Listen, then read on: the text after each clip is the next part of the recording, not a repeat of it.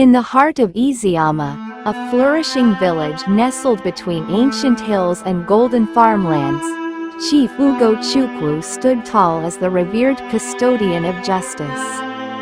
Crowned after his father's peaceful reign, he had quickly earned the respect of the elders and the fear of the common man. Adorned in flowing red velvet robes and crowned with a cap encrusted with coral beads, he would sit on the carved wooden throne in the central square, where villagers gathered to hear disputes resolved. His court was once a place of hope, but over time, the glimmer of righteousness had dulled under the weight of gold and privilege.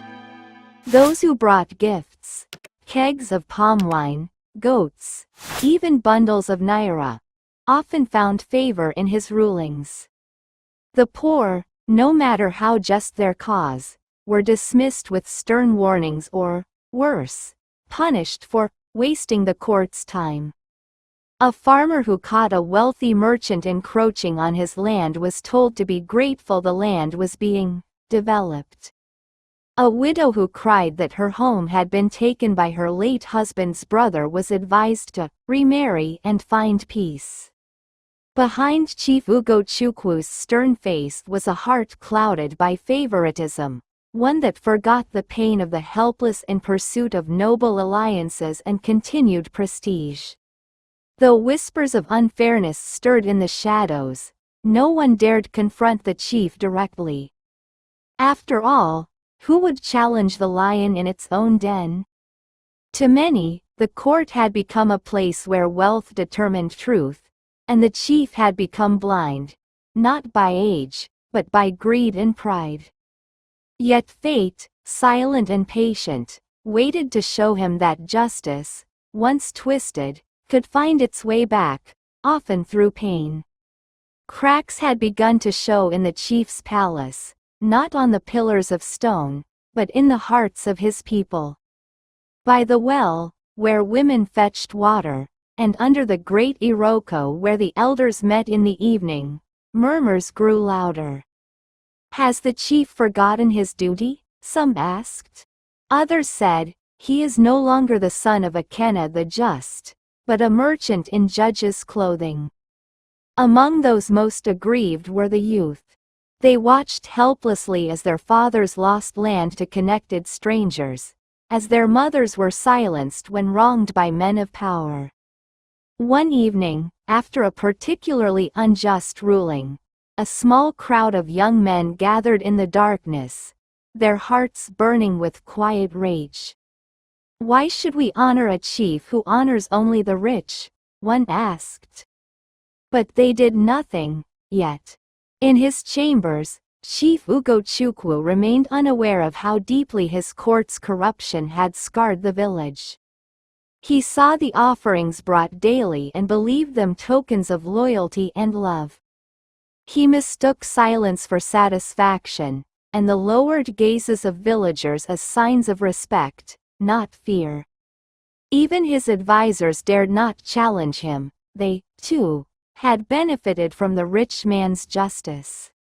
But justice ignored is justice delayed, and justice delayed is justice denied. The chief had built his throne upon favors, but it swayed with each unjust decision, waiting only for the final weight that would bring it crashing down.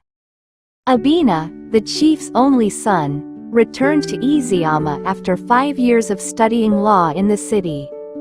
Handsome, principled, and filled with the fire of youthful idealism, he had watched his father's rulings from afar and had longed to come home to speak reason into his heart.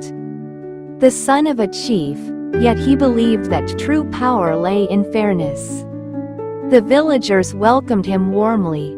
He greeted the elders with respect and smiled kindly at the children who ran behind him. But behind the smiles of the older men and women was an unspoken hope that perhaps Obinna would be different, that he might change what his father refused to see. That night, over roasted yam and palm wine, Obinna shared stories of how justice was served in the city courts. Even the governor's brother must prove his innocence, he said. looking at his father. Chief Ugochukwu chuckled but said nothing. His wife, Mama Adora, looked from father to son with worry in her eyes. Obinna continued, "Justice must be like the sun, Papa. It should shine on both the rich and the poor equally. If not, it burns the wrong people and leaves the guilty cold." The chief waved his hand. "City justice is for city people. In Eziama, we know our people. We know who can be trusted." Obinna sighed. The wall between their beliefs was tall and strong. But walls, like thrones, can fall. One hot afternoon, a struggling weaver named Mama Eziama came to the chief's court. Her complaint was simple. Chief Ebere, a wealthy trader, had taken over her ancestral land under the guise of business expansion. She had no sons to defend her claim, only a worn deed passed down from her father. Chief Ugochukwu barely glanced at the document before dismissing her. "You cannot stand in the way of progress," he declared. "Let the wealthy build, and the poor will benefit in time." The crowd murmured, watching Mama Eziama break down in tears. Obinna, standing in the back, clenched his fists. He had seen enough. That evening, Obinna confronted his father in private. "You're allowing the powerful to swallow the weak. That land is hers by right. You have the power to stop this." Chief Ugochukwu stood firm. "You are young, Obinna. You don't understand our ways. Ebele brings development. Her land will be compensated." Obinna shook his head. "Your justice is bought and sold, Papa. One day, it will come for you too." Tensions in Eziama continued to rise. More land disputes ended in favor of those with wealth. The poor, emboldened by Obinna's support, began to speak more openly. A young farmer, Naji, approached Obinna, seeking legal advice. "How can we fight injustice if the court is already bought?" Obinna gathered a small group of like-minded villagers and started holding legal literacy sessions under the old mango tree. They discussed land rights, family laws, and traditional justice. The elders watched with suspicion, and words soon reached the chief. "You are turning the people against me," Chief Ugochukwu warned Obinna. "No, Papa," Obinna replied calmly. "I am reminding them what justice truly means." The divide in the village grew. The chief still held power, but the people had found a voice, and that voice had a name: Obinna. One morning, the unexpected happened. A young girl, Ngozi, ran through the village square screaming, claiming she had been assaulted during the night. Her family, respected but poor, demanded justice. The village buzzed with sympathy, until she named her attacker, Obinna. Gasps erupted. Obinna? The same Obinna who had been teaching them their rights. The chief's son? Obinna was arrested and brought before his father's court. The chief's face was a mask of shock. He looked into his son's eyes, searching for guilt but finding only pain. Obinna proclaimed his innocence. "This is a lie. I was at the church, helping arrange food donations." The chief was torn. Every instinct told him his son spoke the truth. But Ngozi had witnesses. "I saw him near her compound," one said. Another added, "He was walking alone late at night." The chief delayed the verdict. His own blood was now on trial, and he saw how flimsy evidence could destroy a life. For the first time, he felt the helplessness of the wrongly accused. By sunrise, the palace was surrounded, not by an angry mob, but by a sea of villagers holding the petition in their hands. Young and old, men and women, even some elders who had once supported the chief stood quietly, waiting. Obinna approached the palace steps. "Papa," he called, holding up the rolled parchment, "the people seek fairness. Will you listen to them?" Chief Ugochukwu emerged in full regalia, but the usual awe was gone. He scanned the faces before him, familiar yet foreign. He looked at Obinna, then at the crowd. His silence stretched like a rope about to snap. Elder Ibe stepped forward. "We do not seek your fall, only your ear. Let us form a council of 5, yourself, 2 elders, and 2 chosen by the people. Let justice be balanced once again." Chief Ugochukwu's lips tightened. "This is my court," he said sternly. "And we are your people," Elder Ibe replied, voice steady. "A chief without his people is a drum without sound." The chief looked down at the gavel in his hand. It suddenly felt heavier than stone. As the days passed, the village remained divided, with many casting doubtful glances at Obinna. Though some stood by him, most were unsure what to believe. Rumors spread like wildfire, each more malicious than the last. The chief's court was filled with tension, and Obinna's faith in his father faltered. He had always believed that his father was capable of fairness, but now he questioned if he had been wrong. Each day, Obinna stood before the court with his head held high, hoping to be exonerated, but the whispers from the villagers grew louder. He felt trapped in his father's world of corrupted justice, and it was taking its toll. Mama Adora, the chief's wife, was beside herself with worry. She could see the strain in her son's eyes. She knew the truth, but was it enough? Late one night, as Obinna sat by the fire, his father came to him. Chief Ugochukwu, for the first time in years, seemed vulnerable. "I cannot pretend to know what is right anymore," he admitted, his voice low. "Your world, my son, is so different from mine.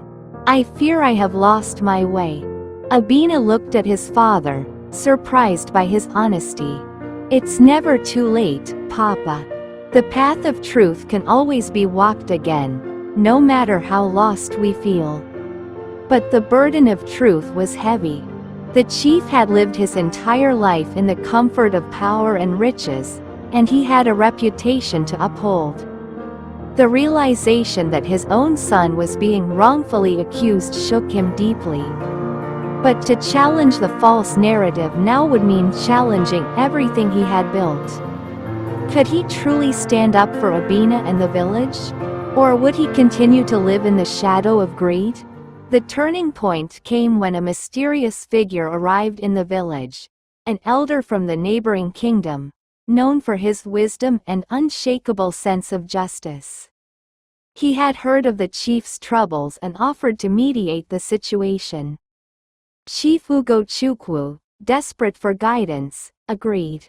The elder spoke with clarity and power, pointing out the flaws in the accusations against Obinna. He noted that many of the witnesses had questionable motives and histories of personal grudges against the chief's family. "Justice," the elder said, "is not only about the law. It is about truth, compassion, and the courage to admit when one is wrong." As the elder spoke, Obinna felt a surge of hope. The weight that had crushed him for days lifted slightly. His father, looking down at the ground, nodded slowly, taking in the elder's words. At last, Chief Ugochukwu stood up in front of the gathered villagers and his son. "Obinna," he said, his voice trembling, "I have failed you. I see now that justice is not about power or wealth, but about standing with the weak, not against them." With those words, the crowd erupted into murmurs of approval. The chief's heart, long hardened by greed, began to soften. He knew what he must do. The court was reopened, and the charges against Obinna were dismissed. The elder, acting as a witness, declared the truth. But the journey of redemption had just begun for the chief. His struggle to restore justice in his heart was far from over.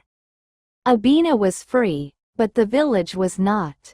Though the chief had publicly exonerated his son, the corrupt practices in the village court persisted. The rich continued to exploit the poor, and the balance of justice still leaned heavily in favor of the powerful. Chief Ugochukwu knew that his son's case had only been a small victory, a symbol of what could be, but not yet the reality. Determined to make a change, Obinna began working with the villagers to gather evidence of the injustices being committed. He spent long hours speaking to the poor, gathering their testimonies, and uncovering the corrupt dealings of the wealthy traders and landowners. It was a monumental task, but Obinna was undeterred. One evening, as he met with the villagers to discuss their plans, the chief arrived. His presence silenced the room, and all eyes turned to him. He had heard of his son's efforts and had come to see for himself the work being done. "I have seen the truth," Chief Ugochukwu said, his voice steady. "And I will not stand by any longer.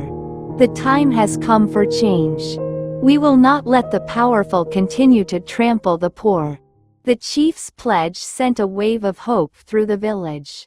But as Obinna watched his father speak, he wondered, was this new resolve genuine, or merely a reaction to the pressure of the moment? Just as the village began to feel the stirrings of hope, disaster struck. A well-known merchant, Chief Ebere, was found dead under mysterious circumstances. His family, wealthy and influential, accused Obinna of being involved in the merchant's death, claiming it was revenge for the land dispute. Obinna was arrested once more, this time facing charges of murder. The village was in shock. Many people, despite the progress Obinna had made, still doubted him. Chief Eber's family, with their wealth and influence, wielded immense power, and they quickly spread rumors that framed Obinna as the culprit. Obinna was devastated. He had fought so hard for justice, and now it seemed as though all his work would be undone by lies and manipulation. Chief Ugochukwu, despite his earlier promises, was torn. His son was accused, and the pressure from the merchant's family was immense. The old chief knew he could not simply ignore this new crisis. But Obinna remained steadfast. "I will not be silenced," he declared. "I will prove my innocence." It was a long and difficult trial, but in the end, it was revealed that Chief Ebere had died of natural causes. The merchant's family, in their greed, had tried to frame Obinna to gain control of his lands. Though Obinna was freed, the incident marked a turning point. The village had begun to see the lengths to which the wealthy would go to maintain their power, and the true price of justice. The trial of Obinna had left deep scars. While the truth had been revealed, the wounds of betrayal and mistrust lingered. Chief Ugochukwu, despite his desire for reform, still struggled to let go of the old ways. He continued to wrestle with his conscience, torn between the world of wealth and influence he had known all his life, and the idealistic world of justice his son envisioned. As time passed, Obinna's work with the villagers continued. He set up a new court system, one that was based on fairness and transparency. He worked tirelessly to change the way disputes were resolved, bringing the people's voices into the process. But even as the village began to shift, Chief Ugochukwu remained a symbol of the old order. He had pledged to support his son, but the reality of his power, his wealth, his status, remained difficult to relinquish. Would he ever truly abandon the ways of the past? In a meeting held under the old mango tree, Obinna called for unity. "The past is gone," he said. "What matters now is how we move forward. Together, we can rebuild this village on the foundation of justice and equality." The villagers, inspired by Obinna's vision, agreed to work together. They formed committees to oversee land disputes, ensure fair trade, and protect the rights of the weak. The community was beginning to heal, but they knew that change would take time. Chief Ugochukwu, watching his son lead, felt a growing pride. For the first time in years, he felt the stirrings of hope. Could he, too, find a place in this new world? As the village began to thrive under its new system, a challenge arose.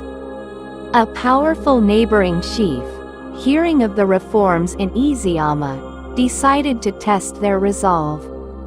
He accused the village of unlawfully seizing land that belonged to his people. The villagers were alarmed. The new court system was still fragile, and now they had to defend themselves against a larger, more powerful enemy. Obinna, undeterred, took the challenge head-on.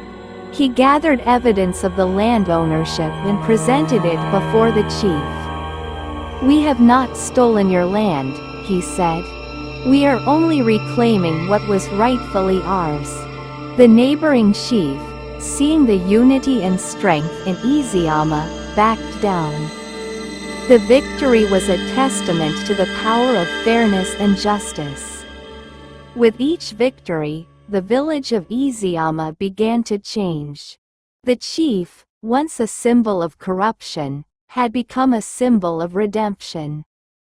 Chief Ugochukwu, guided by his son's ideals, had abandoned his old ways and now worked alongside him to create a fair and just society. The people of Eziama had learned that true justice was not about wealth or power. It was about standing up for what was right, no matter the cost. And with the gavel of Eziama now held by the hands of Obinna, the village would never again be ruled by greed and pride. As the sun set over the hills, casting a golden light across the fields, the people of Eziama knew that they had created something special. A place where justice was truly blind, and all were equal before the law. Years passed, and Chief Ugochukwu grew old. He had come to terms with his past and had worked to leave behind a legacy of fairness. Obinna, now a respected leader, continued to serve the people with wisdom and compassion. One evening, as the village gathered for a final celebration of the year, Chief Ugochukwu stood before the people one last time. "I have lived my life in the shadow of my own mistakes," he said. "But through my son, I have learned what true justice is. May we all walk the path of fairness, and may this village never again know the darkness of corruption." With those words, he passed the mantle of leadership to Obinna, knowing that the future of Eziama was in capable hands. And so, the legacy of the chief, once tainted by greed, was redeemed by the very ideals his son had fought for. The village of Eziama, now a beacon of justice and equality, would thrive for generations to come. The legacy of Chief Ugochukwu and Obinna lived on long after their time. The reforms they implemented in Eziama became a model for neighboring villages, and their story was told far and wide as an example of redemption, justice, and the power of standing up for what was right. And so, the echoes of their struggle for justice continued to reverberate, reminding all who heard it that no matter the weight of the past, the pursuit of fairness could lead to a brighter future for all. Years after the great transformation of Eziama, a new generation grew up under the teachings of Obinna and the legacy of Chief Ugochukwu. The village, once burdened by corruption, now flourished with peace and fairness. The schools were filled with children learning not only how to read and write but also the values of justice, equality, and the importance of standing up for others. Obinna, now an older man, sat beneath the great mango tree, where his father had once delivered speeches, watching the new leaders of the village. They were young, eager, and full of hope, an embodiment of the changes he had fought for. Obinna, a young woman, approached him. "How did you do it? How did you manage to change everything?" Obinna smiled and leaned back against the tree. "It wasn't just me. It was everyone who believed that things could be different. That belief in something better is what made the change possible." He looked at the faces of the villagers, all busy with their daily tasks. Farmers working the land, merchants trading fairly, and children playing with laughter in their hearts. Change starts with the individual, but it is the collective will that makes it enduring. If we teach the next generation these values, they will ensure that Eziama never returns to the darkness it once knew. The young woman nodded, understanding the weight of his words. "We will carry on the legacy, Obinna. We will not let the past repeat itself." Despite the peace that had settled over Eziama, not all challenges had been vanquished. The outside world had taken notice of the village's success and many tried to exploit its newfound prosperity. A rival clan from the neighboring region, seeing the progress of Eziama, began to spread rumors in an attempt to destabilize the village. They claimed that the land now belonged to their ancestors and began to make aggressive moves toward claiming the territory. Obinna, now a wise and experienced leader, knew that this test would require more than just strength. It would require the wisdom to resolve conflicts without bloodshed. He called upon the village elders and the younger generation of leaders for counsel. Together, they crafted a plan to confront the clan with dignity and resolve. In the days that followed, Obinna and a small group of village leaders traveled to the rival clan's land. Instead of drawing weapons or preparing for battle, they brought gifts, symbols of peace and unity. Obinna, ever the diplomat, spoke calmly to their leader, presenting the historical evidence that the land had always belonged to Eziama. The rival leader, seeing the unity of Eziama's people and their commitment to peace, began to waver. His warriors stood at the ready, but the tension began to dissipate as the village leaders spoke of the shared history between the clans. The gift of peace offered by Eziama's people softened the rival leader's heart.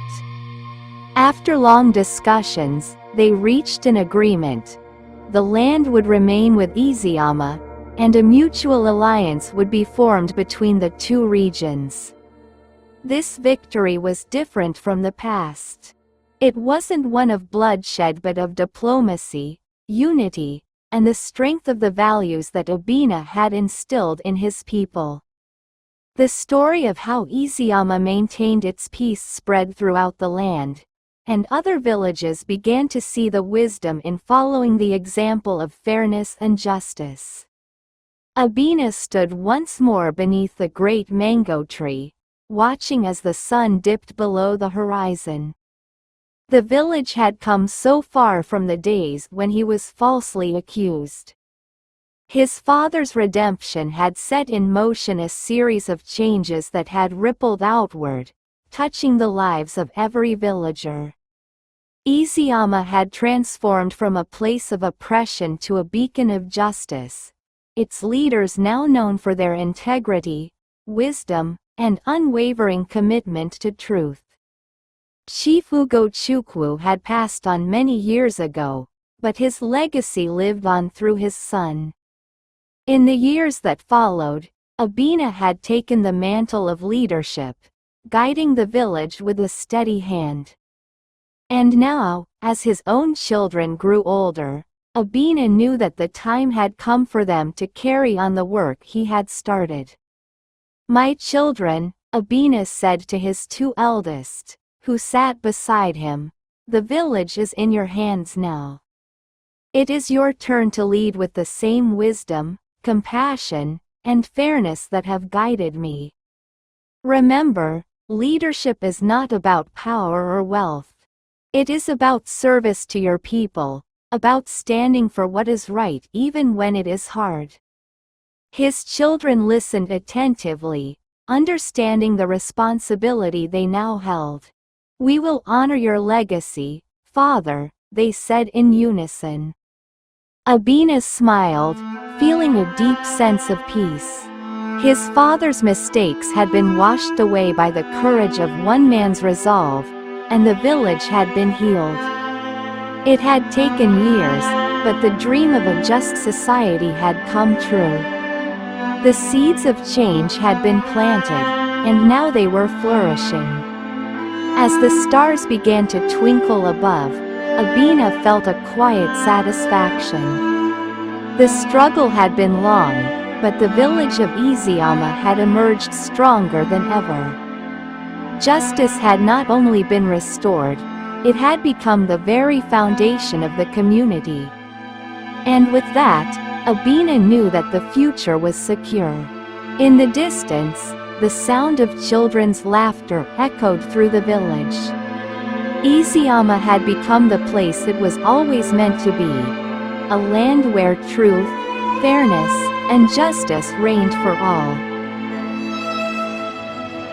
Subscribe now and join the Firelight Tale family. Turn on notifications, because each story is an ember waiting to spark your imagination.